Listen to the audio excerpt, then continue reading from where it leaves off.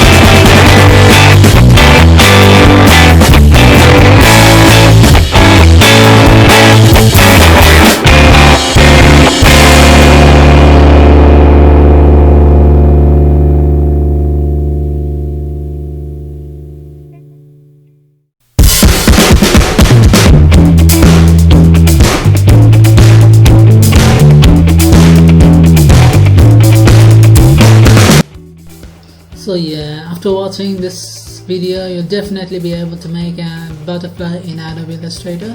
So if you found this tutorial useful, then please like, share and subscribe to Prajwol Graphics TV, and next video is going to be another stunning graphic designing tutorial. So stay tuned and keep creating. Thank you.